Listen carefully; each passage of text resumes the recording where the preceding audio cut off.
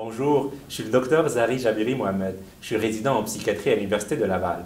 Je vous invite avec moi pour une première vidéo qui va s'inscrire dans une série de vidéos d'auto-formation destinées essentiellement aux étudiants en médecine, aux résidents et aux différents professionnels de santé désireux d'approfondir leurs connaissances sur certaines maladies mentales, ainsi que sur la manière de poser leur diagnostic. Selon le DSM-5, pour poser le diagnostic de dépression majeure, il faut 5 des symptômes suivants sur une période de 2 semaines complètes minimum, qui entraînerait un changement dans le fonctionnement de la personne, avec un critère fixe qui est soit la tristesse, soit la perte d'intérêt, sans inclure les symptômes qui sont attributables à une condition médicale. Le premier symptôme est une humeur dépressive importante, présente pratiquement toute la journée, presque tous les jours, décrite subjectivement comme se sentir triste ou down, ou encore avoir une apparence qui est triste, sans oublier l'entourage qui peut observer cette tristesse également. Durant le dernier mois, y a-t-il eu des périodes où vous êtes senti dépressif ou down?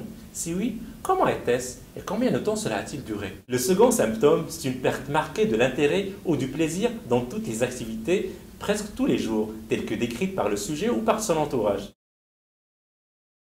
Vous êtes-vous senti désintéressé de la plupart des choses? Ou encore incapable d'apprécier les choses que vous avez l'habitude d'aimer? Comment était-ce? Si oui, combien de temps cela a-t-il duré?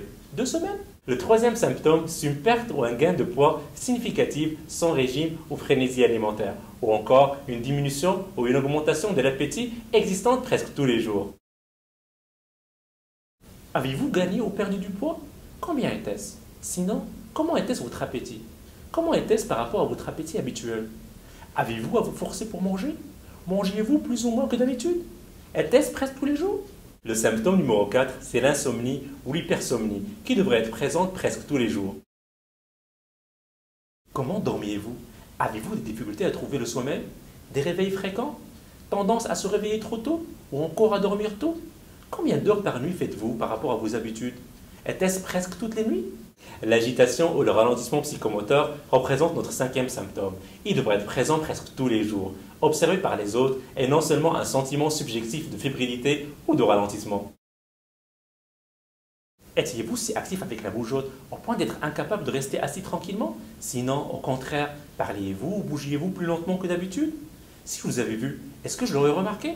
La fatigue ou la perte d'énergie présente presque tous les jours est notre 6e symptôme.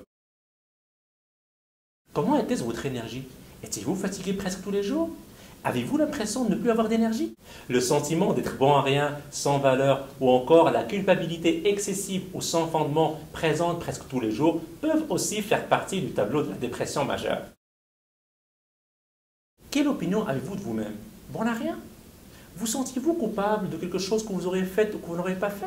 Un autre symptôme est la diminution de la capacité à réfléchir ou à se concentrer, ou encore des difficultés à prendre des décisions présentes presque tous les jours, signalées par le sujet ou par son entourage. Durant les dernières semaines, avez-vous de la difficulté à réfléchir ou à vous concentrer? Était-ce si difficile pour vous de prendre des décisions dans la vie de tous les jours? L'un des symptômes les plus importants à rechercher dans le tableau de dépression majeure est les pensées récurrentes de mort ou d'idées suicidaires qui doivent être présentes presque tous les jours. Est-ce que des fois, quand ça allait si mal, vous pensez qu'il vaudrait mieux être mort ou vous pensez vous faire du mal? Avez-vous déjà essayé de vous blesser? Un fait important à ne pas oublier dans le diagnostic de la dépression majeure, c'est qu'il faut toujours éliminer une étiologie organique. Et ceci par des questions toutes simples. Genre, étiez-vous physiquement malade avant l'apparition des symptômes? Qu'est-ce qu'il vous a dit votre médecin? Preniez-vous des drogues ou des médicaments? Buviez-vous beaucoup durant cette période?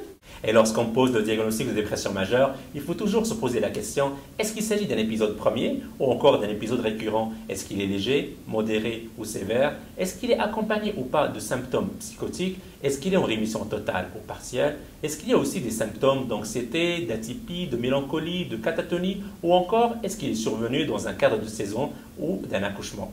Et à la fin, je vous remercie de votre attention et au plaisir de vous rencontrer sur une prochaine vidéo.